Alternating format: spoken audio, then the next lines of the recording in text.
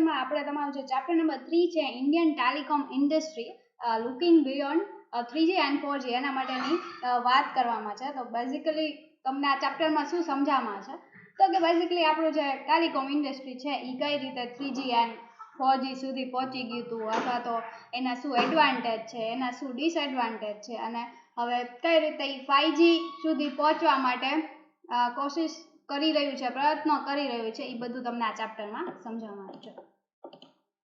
સો સૌથી પહેલા એના જે ઓથર છે તમારી આ સ્ટોરીના છે સ્ટીવ માર્ટિન. સો આપણે સૌથી પહેલા અબાઉટ ધ ટેક્સ્ટ વિશે જે ડિસ્કસ કરીએ છીએ એ કરી લઈએ. There is no doubt that mobile telephone has one of the most revolutionary technological developments of the 20th century. As of 2018, much of the world is starting to move on to 5G or fifth generation telecom standards. This article published in 2015 looks ahead at what may be on the cards for the telecom industry in India. એટલે હવે જે 20th century પછી છે mostly લોકો શું જોયા છે કે ટેલિફોન ઇન્ડસ્ટ્રી છે, ટેલિકોમ ઇન્ડસ્ટ્રી છે એ બહુ ગ્રોથ કરે છે, ગ્રોથમાં આગળ જાય છે, તો બધાની એક્સપેક્ટેશન છે એ 5G ઉપર મૂવ ઓન થઈ ગઈ છે. બરાબર, એની આખા ચેપ્ટરમાં વાત કરવામાં આવી છે. અને દેન આફ્ટર એક આર્ટિકલ હતો જે ક્યારે પબ્લિશ થયેલો હતો, that is publish in 2015 in India. So starting with main aspects, the telecom industry around the world is redefining communication service more frequently than ever. The bandwidth promised by newer technologies is setting new benchmarks rapidly. Every new technology is superior to the former one by 100 or even 1000 times. At Mobile World Congress in Barcelona, the leaders of the world's wireless industry showcased their next big idea, 5G, expected to be up and running by 2020. તો આમાં શું વાત કરવામાં આવી છે, આ article છે actually 2015માં publish થયો હતો. એટલે ત્યાં સુધીની જે 5G ને એના માટેની બધી ટેકનોલોજી છે ત્યારના ટાઈમમાં એ લોકો 2020 સુધીમાં કમ્પ્લીટ થઈ જશે એવું કીધેલું છે.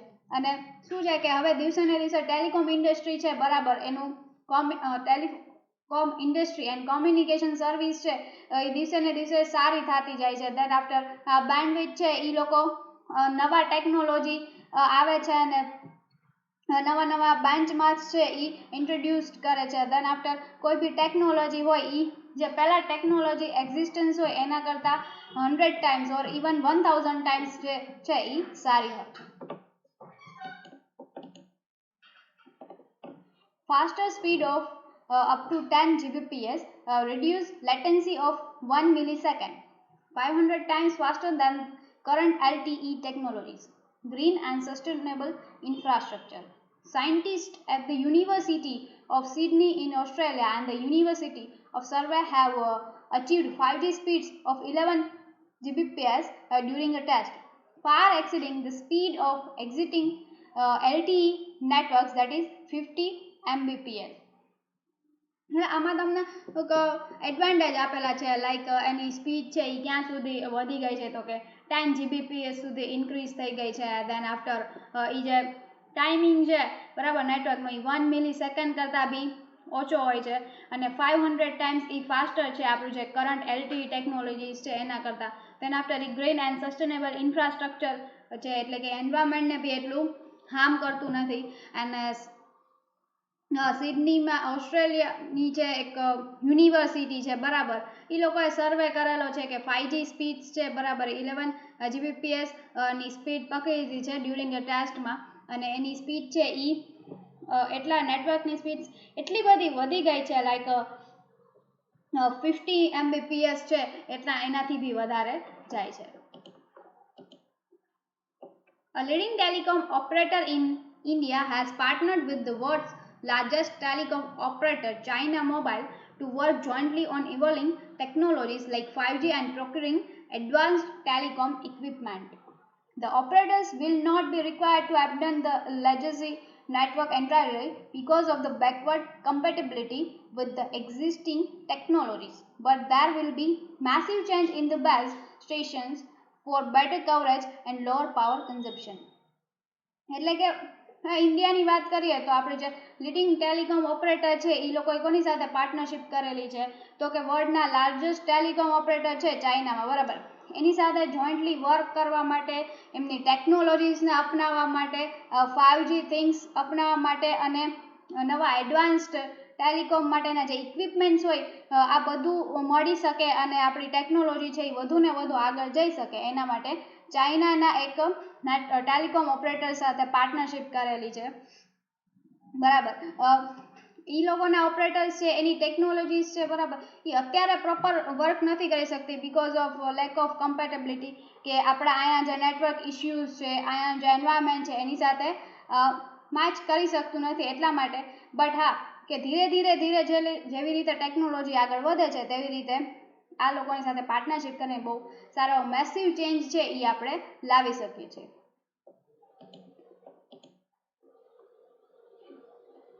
According to China Mobile Research Institute, the centralized radio access network proposed by 5G technology can lower 15% CAPEX as well as up to 50% OPEX in comparison to distributed BTS 3G network. Despite launch of 3G services in 2010, there is less than 10% penetration in India. However, the 3G adoption has picked up in 2013 and 14, showing growth of 114% during that period. Like 3G, the case of 4G has also not been meaningful so far.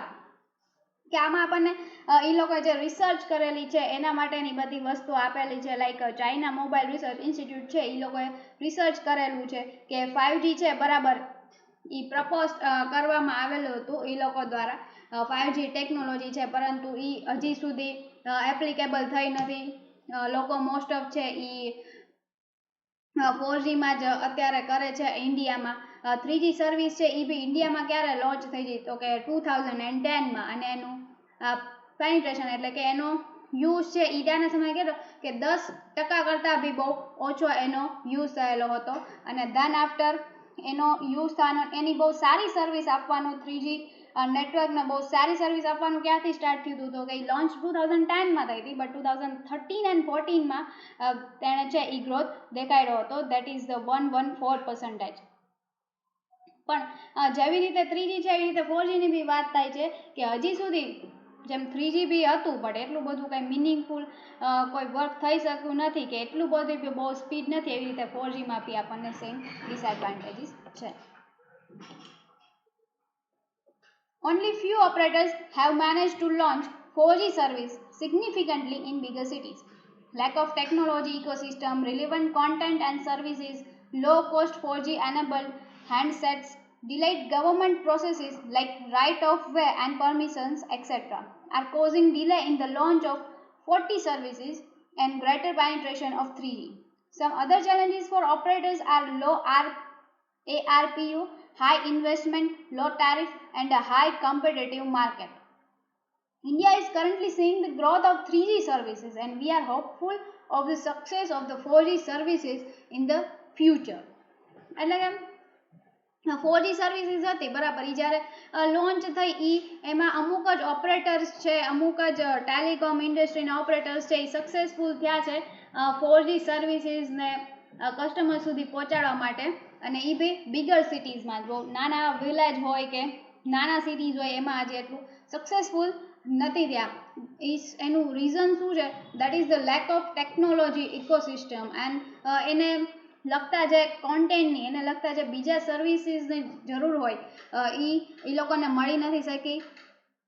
Then after ગવર્મેન્ટમાં જે process કરવાની હોય, બરાબર, એના બી બહુ delay થયું છે. તો આ બધી વસ્તુના લીધે છે એ 4G સર્વિસ પ્રોવાઈડ કરવા માટેનું બહુ લેટ થયું છે, અને ઘણી બધી ચેલેન્જીસ છે એ ફેસ કરવી પડે છે ટેલિકોમ ઓપરેટર્સને, બરાબર. અત્યારે એટલે કે 2015માં જ્યારે આર્ટિકલ પબ્લિશ થયો હતો ત્યારના ટાઈમમાં એ લોકો 3G સર્વિસના ગ્રોથ માટે જોતા હતા અને તેટલા માટે જ અહીંયા કીધેલું છે that we are hopeful of the success of 4G services in the future. એટલે કે અત્યારે તમે 2021ના યરમાં છો, આ પબ્લિશ થયેલો છે આર્ટિકલ 2015માં, that's why they are saying that કે 4G સર્વિસ છે એ ફ્યુચરમાં સારી. So this is all about your story explanation.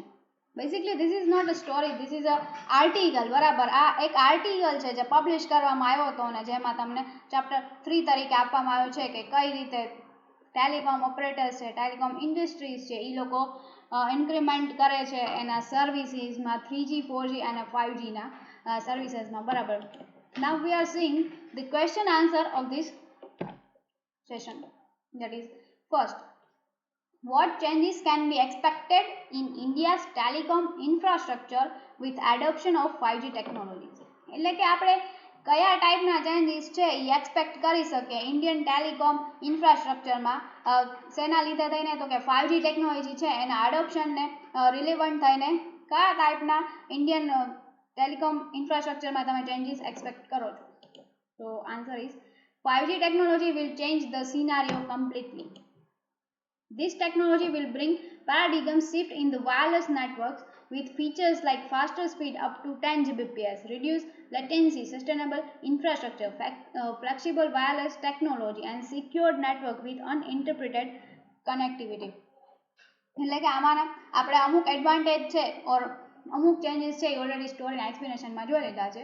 તો એમાંથી જ લઈને તમને જે બી કાંઈ યાદ આવે અથવા તો તમને કોઈ પણ એવા ચેન્જીસ લાગતા હોય કે આવા ચેન્જીસ થઈ શકે તો તે તમે તમારા આન્સરમાં છે ઇન્ક્લુડ કરી શકો.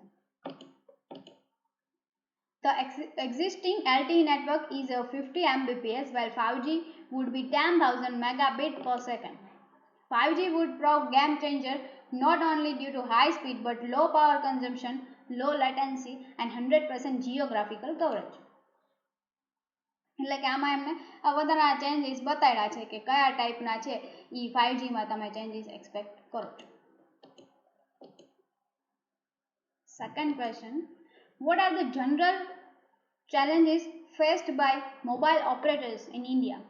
એટલે કે કયા ટાઈપની કેવી એવી જનરલ ચેલેન્જીસ છે જે આપણે વાત કરી છે ઓલરેડી સ્ટોરીમાં એ મોબાઈલ ઓપરેટર્સ છે એ ફેસ કરે છે. So that is India is still lagging behind in telecom technology.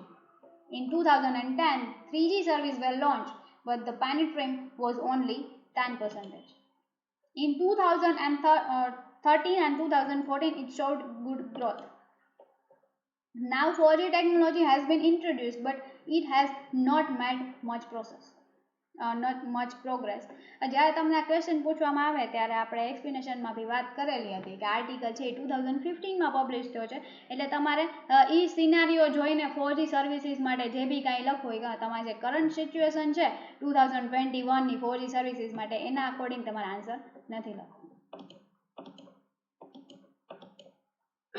There is a problem of speed connectivity and proper infrastructure. Only few operators has managed to launch 4G services in bigger cities only. Mobile operators in India face challenges of data speed, latency, connectivity and proper infrastructure. So આ બધા જે problem છે આ બધા general challenges છે જે mobile ઓપરેટર્સને ઇન્ડિયામાં face કરવી પડે છે.